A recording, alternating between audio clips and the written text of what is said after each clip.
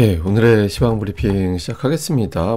한미 관세 협상 끝에 팩트시트 공개가 되고 환율이 좀 하락하긴 했거든요. 근데 이런 재료보다는 그 연준 인사들이 금리 인하 안 할 것 같은 그런 뉘앙스의 발언들이 계속 이어지고 있고, 또 이제 IT 업종의 악재, AI 버블론이 계속 제기되다 보니까 투자자들이 좀 매도 우위로 돌아설 수밖에 없는 그런 환경이 만들어졌습니다. 특히 외국인 투자자들이 엄청나게 매도를 했죠. 그러니까 어제 옵션 만기일에서 동시효과에 들어온 거 있어서 그거 덜어내는 것도 물론 있었겠지만 워낙 많이 팔았어요. 그러니까 특히 이제 전기전자 업종을 전체 매도에 거의 80% 정도 집중을 했거든요. 그러니까 지수가 기본적으로 반등하기 어려운 그런 환경을 만들어줬죠.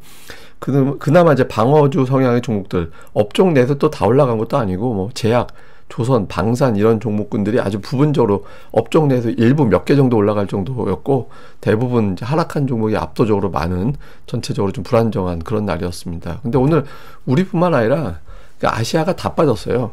우리가 좀 유난하게 많이 빠지긴 했지만 어쨌든 일본하고 대만하고 우리가 최근에 좀 비슷하게 가거든요. 근데 우리가 유난하게 IT 비중이 높다 보니까 되게 많이 빠졌죠. 그러니까 전체적으로 미국 금리, 그중에서 또 AI 버블, 그러니까 금리 때문에 빠진 게 제가 보기엔 한 1% 정도 되는 것 같고, IT 때문에 빠진 게 한 2% 정도 되는 것 같아요. 그래서 그 비중에 따라서 국가별로 이렇게 등락폭이 좀 갈리는, 그러니까 하락폭이 결정이 되는 그런 모습을 보였던 것 같습니다. 지수는 어쨌든 주간으로는 플러스로 끝나긴 했거든요. 근데 21선이 깨졌어요. 종가로 21선 아래로 끝난 건 되게 오래간만인데 어쨌든 종가에 또 밀어내리면서 21선은 깼다. 근데 주간으로는 어쨌든 2주 연속 하락하진 않았다, 이렇게 보여지는데, 오늘 하락이 얼마나 지독했냐면 장중에 몇 번의 반등 시도가 있었어요. 이게 동그라미 친 데가 저게 나름대로 굉장히 센 매수세가 들어왔던 거였거든요. 근데 센 매수세가 들어오는데 그걸 갖다가 바로 찍어 누를 정도로 매물이 계속 나왔잖아요. 특히 이제 장 후반부, 장 마감하기 직전에 제가 표현하는 건 아몰락 매수라고, 그냥 일단 오늘 많이 빠졌으니까 일단 한번 사놓고 보자, 이런 매수 시도가 가끔 마감 전에 나오거든요. 이렇게 많이 빠진 날은. 그 매수 시도가 2번이나 나왔어요.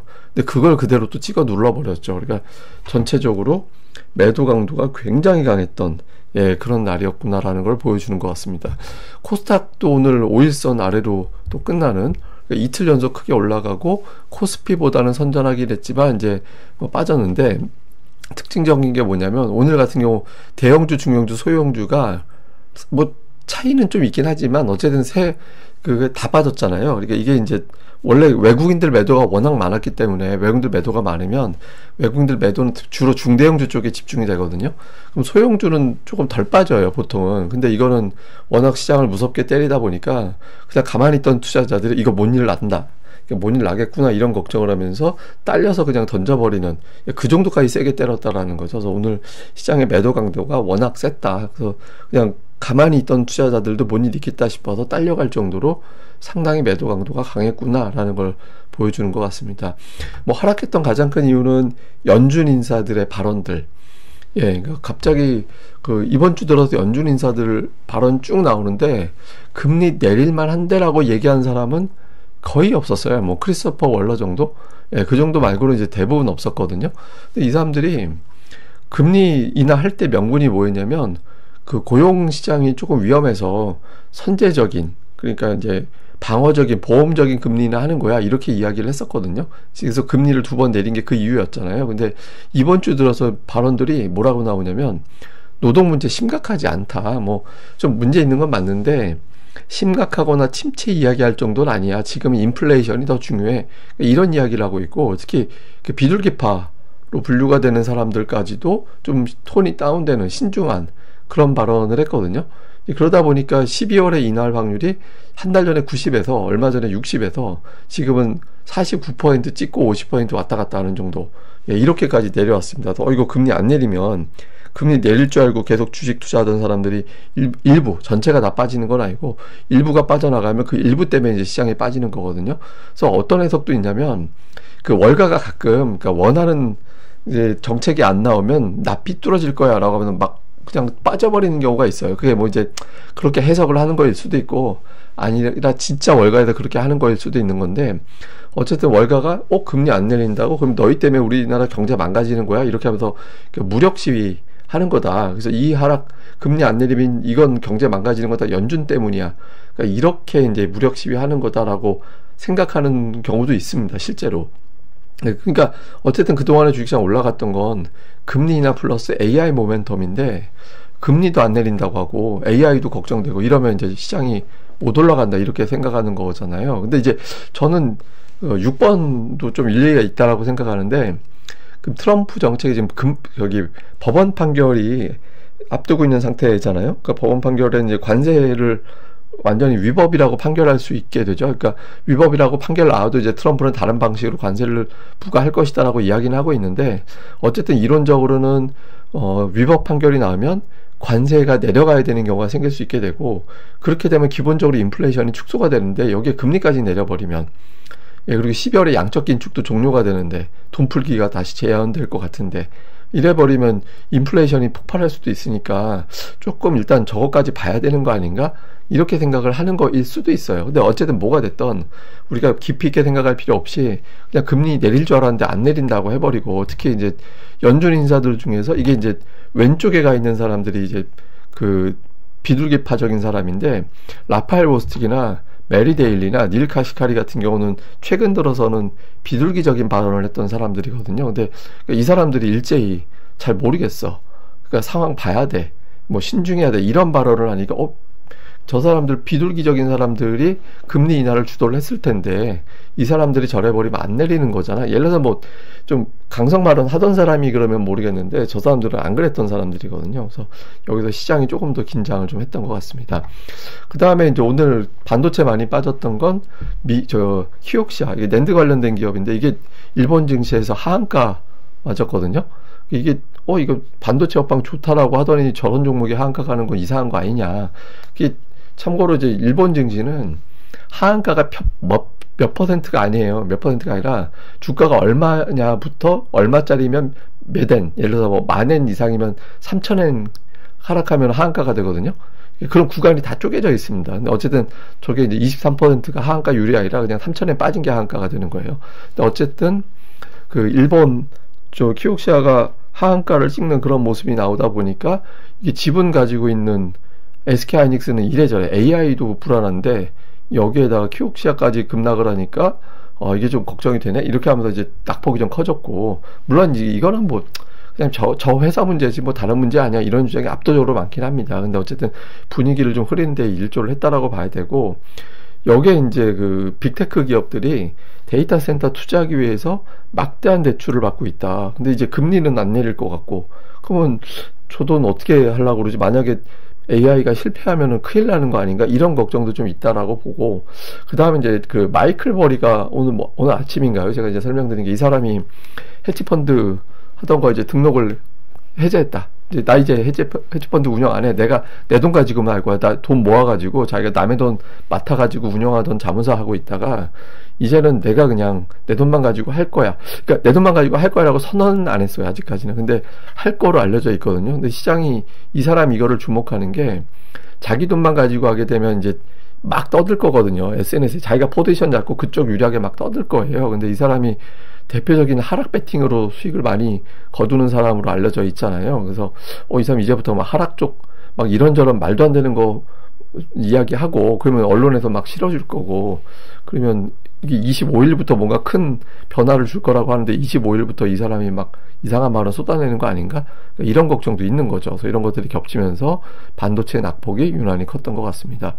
그나마 이제 좀 불확실성 제고로 보는 건 이제 한미 팩트시트 이거는 이제 어떤 협상이 끝나고 거기에 대해서 문서를 정리해 주는 거를 이제 팩트시트라고 하잖아요. 내용이 되게 많은데 그냥 간단하게 주식시장에서 알아야 되는 내용들만 해보면 일단 뭐 3,500억 달러 투자, 다음에 이제 미국은 관세를 조정할 거고 반도체와 의약품에 대해서 우대국, 그러니까 다른 나라 대비 손해나게 하진 않겠다. 이게 들어가 있었고 또 민간 투자가 추가로 들어간대요. 그러니까 항공기 구매 같이 우리나라 민간 기업들이 추가적으로 투자를 한다. 그리고 이제 만약에 우리나라가 외환시장이 환율이 불안정해지면 우리가 1년에 억 달러 정도 투자한다고 뭐 그런 얘기 돼 있는 게 있잖아요. 그래서 그거 조정해 준다. 이렇게 이제 돼 있고, 그다음에 이제 우리나라가 국방비를 GDP의 3.5%, 그러니까 방산주에 영향이 되는 거죠. 오늘 방산주가 장중에 플러스 났었는데, 그리고 이제 미군 장비 250억 달러 구매한다. 그다음에 이제 조선 원자력 관련해서 미국의 조선 산업에 대해서 우리가 투자를 해준다.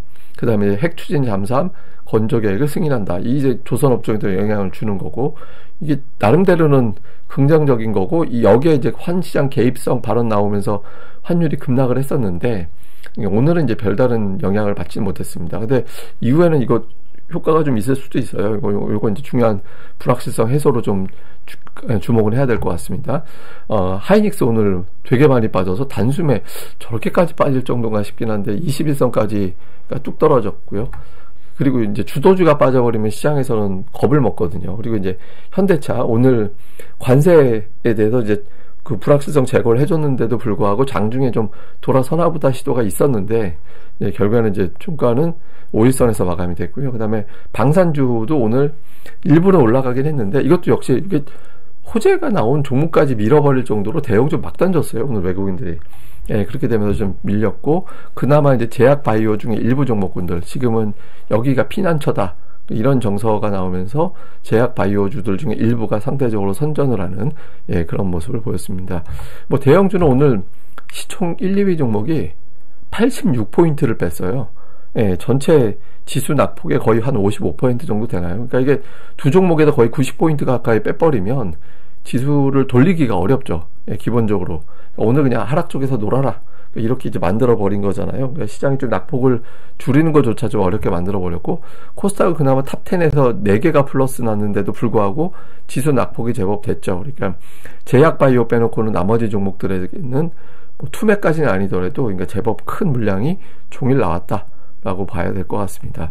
자, 수급은 오늘 외국인들이 매도는 늘리고 매수는 줄였어요. 그래서 순매도 2조 8천억이면 거의 역대급인데, 근데 이제 요 중에서 제가 보기에는 한 8천억 가까이는 어제 옵션 만기일 여파가 좀 있었던 걸로 보여지거든요. 근데 그걸 빼도 2조 원이니까 오늘은 외국인들이 정말 작심하고 하루 종일 팔았다.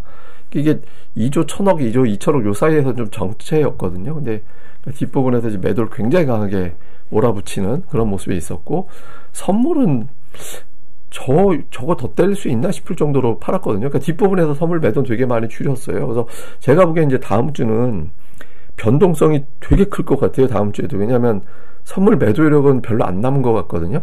그러면 선물 매수로 바뀌면서 급반등도 가능하고, 그게 아니라 아예 그냥 현물을 있는 대로 더 때려가지고 오늘같이 막 때려서 흔들 수도 있는 거고. 그러니까 외국인들이 선물 활용을 이제 하기가 쉽지 않을 텐데, 그러면 저 코스피 현물을 더 때리겠다는 건가? 아니면 다음 주는 급반등 나오는 건가? 하여튼 다음 주도 굉장히 시장이 변동성이 커질 가능성이 높다.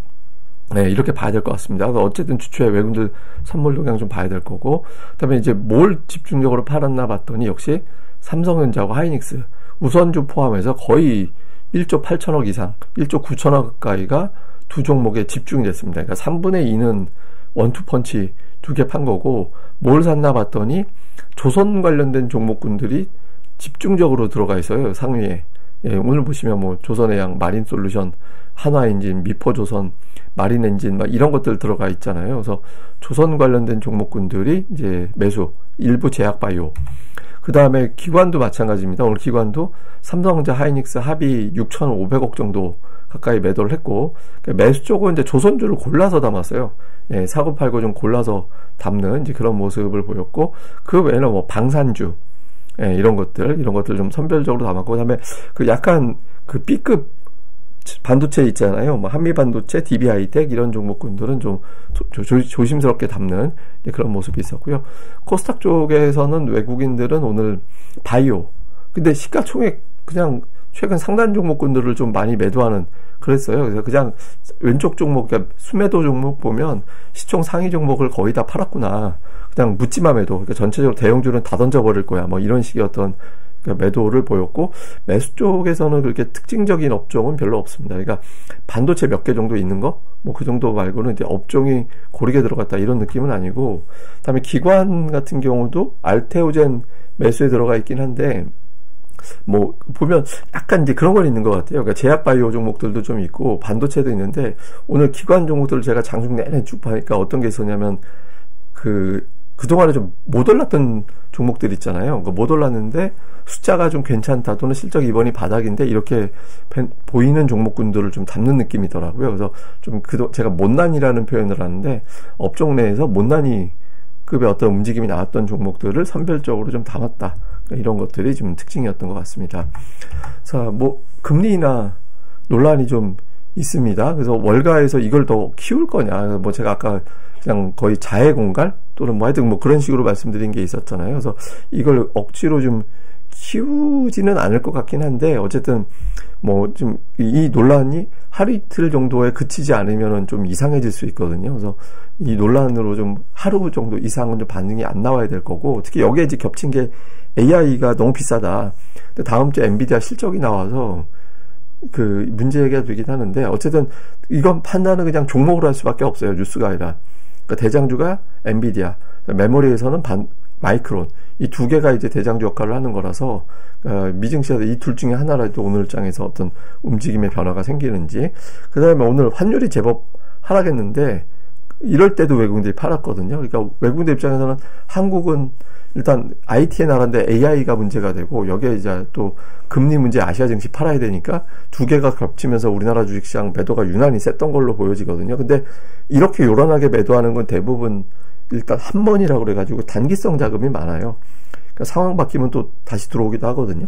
그래서 이제 일단 다음 주에 이 환경이 바뀌는지, 그 다음에 오늘 저녁에 원달러 환율이 계속해서 안정세를 보이는지 이것도 되게 중요하고, 그 다음에 이제 실적 발표 끝났어요. 사실상 코스닥은 이제. 그래서 실적 발표 보고 기관들이 어제부터 이제 실적 본 상태에서 매수가 붙은 종목들이 있습니다. 그래서 이런 것들은 이제 이번 변동성 과정에서 의미 있는 어떤 변화가 생길 가능성이 있기 때문에 이런 종목군들은 계속해서 좀 잘 챙겨보시는 게 중요할 것 같습니다. 오늘 이제 보여드릴 차트는 뭐냐면, 우리나라에서 ADR하고 비슷하게 써먹을 수 있는 게 미국에서는 변동성 지수, 이제 빅스 지표라고도 하는데, 이거는 그냥 한 달 동안 S&P 500 지수가 몇 % 움직일 거냐, 변동성이 있을 거냐, 이걸 수치로 보는 거예요. 그래서 변동성이, 숫자가 올라가면 변동성이 크다, 그러면 안 좋다, 이렇게 보거든요. 그래서 보통 10에서 20 사이 움직입니다. 근데 이게 이제 4월 이후에 어떤 특성이 있었냐면 20에서는 피크를 치고 20 넘어가면 그 근처에서는 어느 정도 이제 지수 저점이 만들어지면서 지수가 돌아서는 그런 모습을 보였어요. 근데 오늘 이 지표가 공교롭게도 딱 20으로 끝났거든요. 그러니까 이게 왜 중요하냐면 여기에 딸려있는 프로그램 매수 이런 것도 되게 많아요. 그러니까 알고리즘 거래 이런 것도 많이 걸려 있어갖고 이 수치가 확 올라가거나 확 빠지거나 하면 프로그램 매수, 프로그램 매도가 막 나오거든요. 근데 일반적인 경우는 여기서 피크기 때문에 하루 이틀 안에 미증시가 반등을 해야 돼요. 근데 제가 반등을 한다라는 예측을 하는 게 아니라, 만약에 여기서 못 돌리는 상황이 생기고 이게 그냥 꾸역꾸역 계속, 그러니까 제가 꾸역꾸역이라는 거는 그냥 폭발했다가 뚝 떨어지는 건 상관이 없는데 그냥 계속 올라간다 그러면 이거 금리나 AI 가지고 한 달은 가지고 놀려나 보다. 그러니까 이렇게 될 수도 있거든요. 그래서 이 변동지수 이 구간에서 이틀 정도 이내에 이제 시장이 돌아서는지 여부가 상당히 중요하다. 그러니까 일반적인 경우는 여기서 돌려야 돼요. 그리고 뭐 지금 미국 시장 상황이 뭐 어마어마하게 바뀐 것 같지는 않은데 일반적으로 그렇게 되는데, 또 이거 가지고 또 장난칠 수도 있으니까 상황이 어떻게 전개되는지는 뭐 이 지표 가지고도 한번 가늠해 보면 될 것 같습니다. 그럼 또 한 주 잘 보내야 되는데, 이게 막판에 이래 놓으면 주간으로는 플러스라고 하더라도 괜히 빠진 느낌이 더 크죠. 그래서 조금, 그런데 어쨌든 뭐 변화 생길 때 또 내용 나올 때마다 계속해서 내용 정리해 드리도록 하겠습니다. 저는 또 다음에 뵙겠습니다. 이 방송 구독하기와 좋아요 꼭 부탁드립니다. 감사합니다.